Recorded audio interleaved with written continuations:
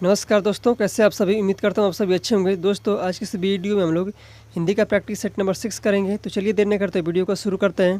देखते हैं पहला प्रश्न, निम्नलिखित में से कौन सा शब्द तिमिर का पर्यायवाची शब्द है। शब्द अंधकार, किरण या रात। तो इसका right answer option number B, अंधकार। अंधकार तिमिर का पर्यायवाची शब्द है।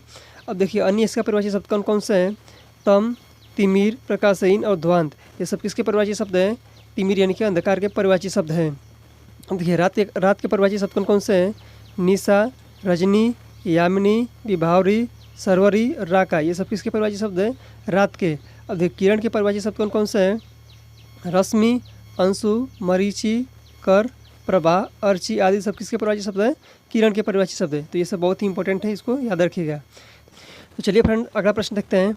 च, छ, ज, झ का उच्चारण होता है कहाँ से होता है। ओष्ठ से, दंत से, तालु से, मूर्धा से। तो इसका राइट आंसर ऑप्शन सी, तालु से। च, छ, ज, झ का उच्चारण स्थान कहाँ से होता है, तालु से होता है। ठीक है। अब देखिए त वर्ग कहाँ से होता है। त वर्ग नहीं, त, थ, द, ध, न का उच्चारण स्थान दंत से होता है। और प वर्ग का उच्चारण स्थान प, फ, ब, भ और म का उच्चारण स्थान कहाँ से होता है, ओष्ठ से होता है। ये भी बहुत ही इंपॉर्टेंट है, इसको भी याद रखिएगा। चलिए अगला प्रश्न देख लेते हैं। हमेशा बहुवचन में प्रयुक्त होने वाला शब्द है नदी, लुटिया, पाठक या दर्शन। तो इसका राइट आंसर है ऑप्शन नंबर डी, दर्शन। दर्शन हमेशा ही बहुवचन में प्रयोग होता है। अब देखिए सदैव बहुवचन में प्रयोग होने वाले कुछ शब्दों को देख लेते हैं। हस्ताक्षर, आंसू, दर्शन, प्राण, दाम, अक्षत, लोग, ये सब किससे प्रयोग होते हैं, तो सदैव बहुवचन में प्रयोग होते हैं। इन सबको याद रखिएगा क्योंकि ये बहुत ही इंपॉर्टेंट है और परीक्षा में बार बार पूछे जाते हैं। चलिए अगला प्रश्न देखते हैं।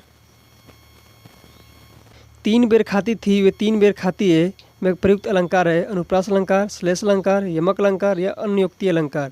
तो इसका राइट आंसर है ऑप्शन नंबर सी, यमक अलंकार। जब भी कोई शब्द 2 बार आता है और उसका अर्थ अलग अलग होता है तो वहाँ पर कौन सा अलंकार होता है, यमक अलंकार होता है। देखिए यहाँ बेर शब्द 2 बार आया है और इसका दोनों बार अर्थ जो है अलग अलग है। यहाँ पर बेर का अर्थ होता है फल और यहाँ पर समय, यानी कि कौन कौन से समय की बात की जा रही है कि प्रथम या दूसरा तीसरा पहर बेल जो समय होता है उसकी बात की जा रही है। चलिए अब देखते हैं अगला प्रश्न। देखिए जल, प्राण, पुत्र, इनमें से किस शब्द के अनेकार्थी शब्द है, तत्व, सार, जीवन या औषधि के। तो इसका right answer option number C, जीवन। जीवन के जो अनेकार्थी शब्द है जल, प्राण और पुत्र। चलिए अगला प्रश्न देखते हैं।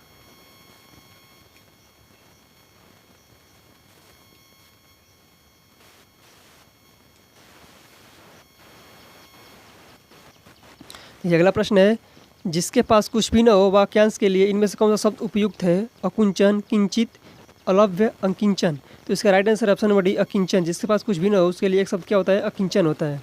अगला प्रश्न है, इनमें से कौन सा शब्द तद्भव है, कुमार, कंटक, खीर या कृष्ण। कृष्ण। तो इसका right answer option number C, खीर। खीर का जो तत्सम रूप होता है वो क्या होता है, क्षीर होता है, क्षीर। इसका तद्भव रूप होता है खीर, यानी कि तद्भव शब्द कौन सा है, खीर है। देखिए अगला प्रश्न है, दूसरा लड़का कहाँ गया वाक्य में दूसरा किस प्रकार का विशेषण है। समुदायवाचक, गणनावाचक, क्रमवाचक या वृत्तिवाचक। तो इसका right answer option number C, क्रमवाचक। दूसरा कैसा है, क्रमवाचक। पहला, दूसरा, तीसरा, चौथा और पांचवा, छठवां इस तरह से शब्द आते हैं तो क्रमवाचक में के अंतर्गत आते हैं। चलिए अगला प्रश्न देखते हैं। निम्नलिखित में से कौन सा शब्द देशज है, खीर, काम, मक्खन, शांति। तो इसका right answer option number C, मक्खन। मक्खन जो है देशज शब्द है। देखिए और कौन कौन से देशज शब्द है, लोटा, थाली, गमछा, पगड़ी, चप्पल, खिचड़ी, टांग, कटोरी आदि सब कौन से देशज शब्द है। ये सभी इंपॉर्टेंट है, इसको भी याद रखिएगा। चलिए अगला प्रश्न देखते हैं। मुकुल निम्नलिखित में से कौन सा शब्द का समानार्थी है। मुकुल निम्नलिखित में से किस शब्द का समानार्थी है, तो किसका है, कली का है। तो इसका right answer option number D. चलिए अगला प्रश्न देखते हैं। दिए गए शब्द युग्म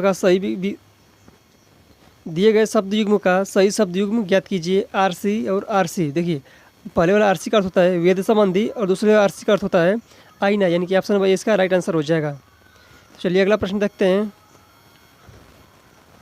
निम्नलिखित में से कौन सा शब्द संधि विच्छेद नहीं है। निम्नलिखित कौन सा संधि विच्छेद सही नहीं है। देखिए एकधन एक या एक सदाधन एव या जगतधन ईस या तपाधन वन। तो इसका right answer option number A, एकाधन एक। एकाधन एक नहीं होता है, एक धन एक होता है, एक होता है और ये वृद्धि संधि का उदाहरण है। और सदाधन ए बिल्कुल सही दे रखा है, सदैव होता है, ये भी वृद्धि संधि का उदाहरण है। और जगतधन ईस जगदीश होता है, व्यंजन संधि का उदाहरण है। और तपोधन वन, तपोवन विसर्ग संधि का उदाहरण है। चलिए अगला प्रश्न देखते हैं। हिंदी साहित्य सम्मेलन किस नगर में स्थित है। वाराणसी, इलाहाबाद, पटना या दिल्ली। तो इसका right answer option B Allahabad. देखिए अगला प्रश्न है, हाथ को हाथ न सूझना, देखिए अगला प्रश्न है, हाथ को हाथ न सूझना मुहावरे का अर्थ क्या है? असमंजस में पड़ना, कुछ न काम करना, कुछ काम न सूझना, या बहुत घना अंधेरा होना, या भविष्य का रजना। तो इसका राइट आंसर ऑप्शन सी बहुत घना अंधेरा होना। हाथ को हाथ न सूझना मुहावरे का अर्थ क्या होता है? बहुत घना अंधेरा होना। ये अगला प्रश्न है, कौन सा संयुक्त क्रिया के भेद नहीं है? अवकाश बोधक, निश्चय बोधक, नित्यता बोधक या नाम बोधक। तो इसका right answer option number D नाम बोधक। नाम बोधक जो है संयुक्त क्रिया का भेद नहीं है, बाकी ये तीनों संयुक्त क्रिया के भेद हैं। तो अगला प्रश्न देखते हैं, निम्नलिखित में से कौन सा शब्द स्त्रीलिंग है? निम्नलिखित में से कौन सा शब्द स्त्रीलिंग है? सौभाग्य, सुंदरता, काव्य, चंद्र। तो इसका राइट आंसर ऑप्शन बी सुंदरता। सुंदरता कैसा शब्द है? स्त्रीलिंग शब्द है। संभव है कि कल हम सिनेमा देखने जाएंगे, वाक्य किस काल में प्रयुक्त हुआ है? तो इसका राइट आंसर ऑप्शन नंबर कौन? देखिए संभव है कि कल हम सिनेमा देखने जाएंगे, वाक्य किस काल में प्रयुक्त हुआ है? यानी कि व्यक्त हुआ है संभव भविष्यकाल, सामान्य भविष्यकाल, हेतुमत भविष्यकाल या हेतुमत भूतकाल। तो इसका राइट आंसर कौन सा है?